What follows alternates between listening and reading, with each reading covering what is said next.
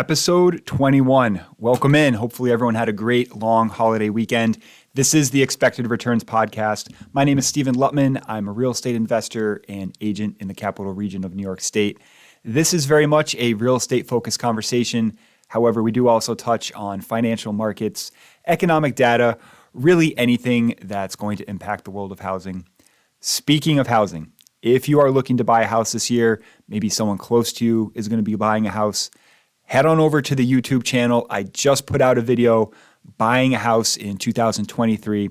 Listen, real estate is very much dynamic. It's changing. You want to educate yourself as much as you possibly can. It's going to be roughly a 20-minute watch, but we're going to be putting you in a chance to be as successful as possible. And at the same time, we're going to be saving you money. So it's really a must watch if you are going to be buying a house.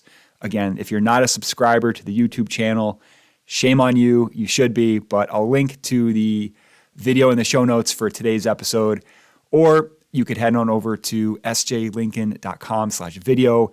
That'll get you done as well. But again, if you are going to be buying a house, that is a must watch. For today's episode, I asked that listeners submit questions, and you guys absolutely delivered on that. So thanks to everyone who took the time. We're going to be tackling those. Let's get into it. Where I want to start the conversation today is by talking about stealing. Now, for purposes related to statute of limitations, I'm going to hold back on the exact location and date that this story occurred, but once upon a time, your boy here found himself inside of a casino playing roulette. And for the non-gamblers among us, roulette is going to be the game with the spinning wheel, the bouncing ball. You're betting on red, black, odd, even, specific numbers. For this particular bet, I had wagered on 19 to 36, meaning I want the ball to land somewhere in that horizon of numbers. We're cheering for big numbers, right? So wheel spins, ball bounces, and eventually lands on 4. So we're the big loser here, and the casino employee proceeds to start wiping away all the losing bets. And lo and behold, when he's done, my bet is still on the table. So clearly an oversight. And it gets more interesting because not only is it still there, he then proceeds to pay it out as if it were a winner. What do you do if you're in my shoes? Do you speak up? Clearly, you and I know accepting this money would be stealing, right? We lost the bet. Accepting this would be stealing. Is it ever okay to steal? As an individual, I clearly need the money more than this large casino conglomerate does, right? What if it's for the greater common good? I can have more influence on the local society with that incremental dollar than this large casino can. Is it ever okay to steal money?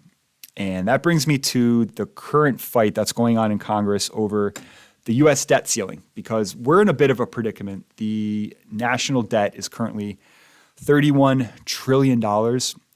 And the debate right now is in Congress, there's a limit that they set. The last time they went through this argument was about 2 years ago.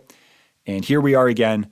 Republicans are saying, hey, listen, if we're going to talk about expanding the ceiling, we also need to talk about cutting spending, because ultimately, if we don't, we're just going to be back here in a couple years again.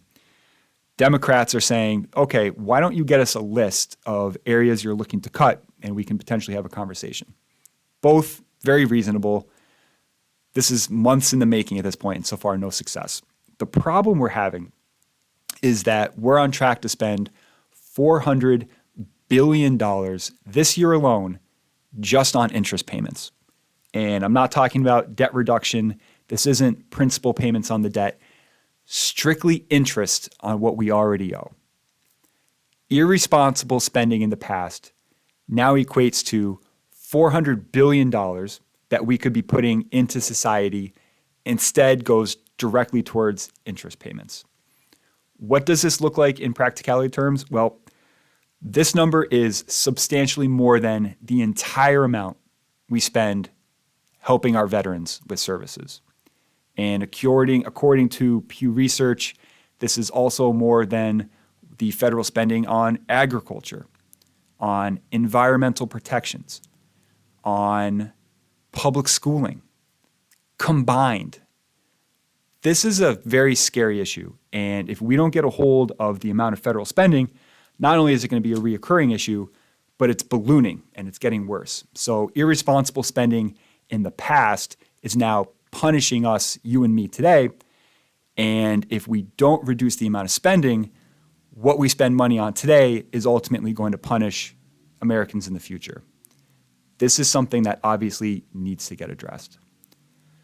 Next up, your questions answered. But first, a quick word from today's show sponsor, SJ Lincoln Realty, helping home buyers and sellers throughout the capital region. I've been a real estate investor for the better part of a decade and operate the office here as the licensed real estate broker. If you or somebody that's important to you has a real estate related need in the capital region, let's connect. Steven at sjlincoln.com.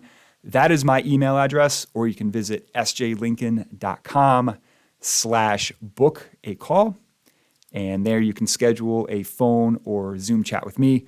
Again, Steven at sjlincoln.com. That goes directly to me. That is my email address. Or visit sjlincoln.com/book a call. Let's get back to the show. A big thank you to everyone who took time out to submit questions for the episode today. We got some pretty cool stuff. So we'll open up with, Steve, should I buy a house now or wait? So essentially, this is a question of, is it better to buy a house now or wait for interest rates to come down? And my immediate thought is, why are you so convinced that interest rates are going to come down? And even if they were, what do the supply and demand dynamics of the real estate market look like in an environment of decreasing rates?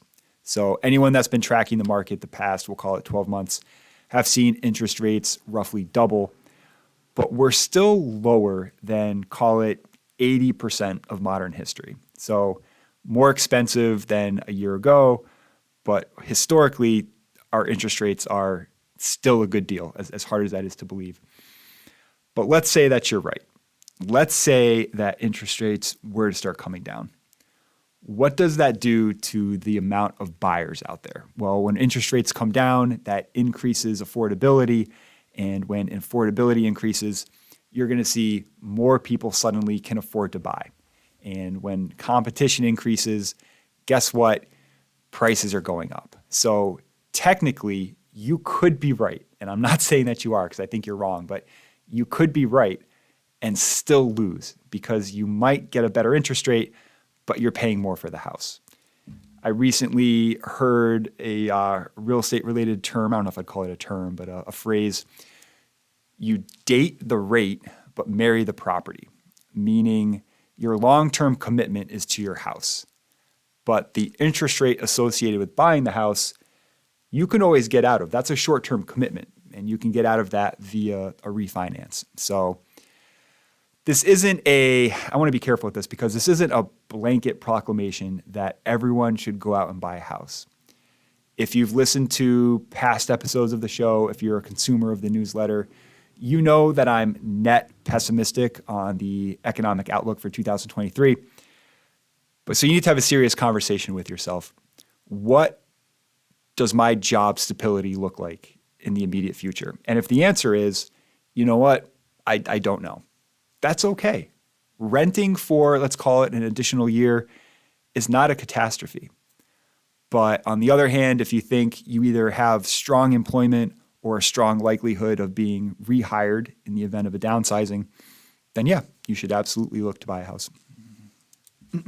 Okay, next up, Steve, what was more surprising, January's jobs report or inflation report? Without a doubt, it's going to be the jobs report. If you've been paying attention to the headlines, it's just been flooded with companies downsizing left and right. So for an environment of massive downsizing, for 500,000 jobs to be added to the economy is incredible. Inflation, on the other hand, the fact that it's proving to be a bit stickier than maybe most people imagined really shouldn't be that surprising. I know we love our 2-day shipping and our instant gratification. Changes to monetary policy takes time to work itself through the system. You got to keep in mind, we've only been increasing rates for about a year at this point. You got to let it breathe a little bit. So the fact that that inflation hasn't immediately come down to the 2% that the Fed is looking for really isn't surprising. I mean, this is going to let it breathe a little bit. It's going to take some time. But, Fed Chairman Powell is telling us that interest rates are going to be higher for longer, is the term he likes to use. And I'm in the camp that we want to believe him.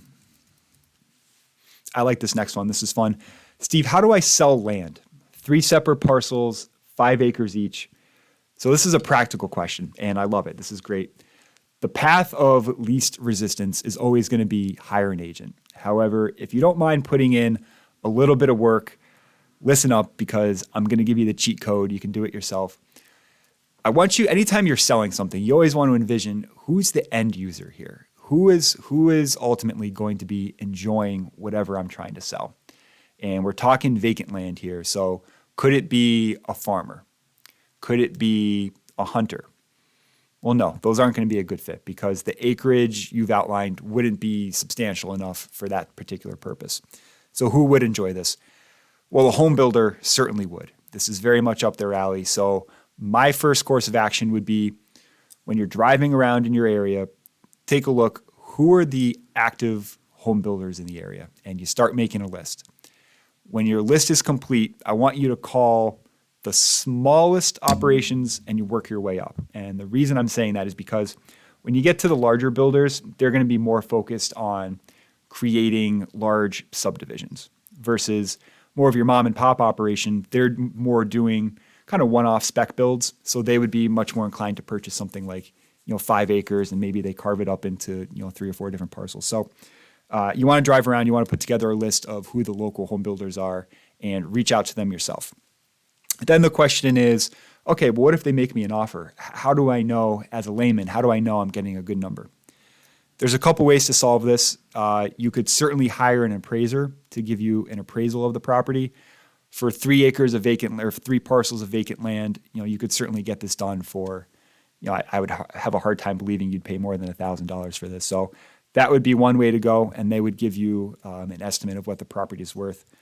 Or if you don't want the expense and you don't want the time involved in that, as much as I necessarily don't like everything that they do, Zillow does have a pretty user-friendly interface when it comes to not only searching for past sales, but also they do have functionality to do it on vacant land as well. So check out Zillow if you don't want to pay anything and you want kind of the instant result.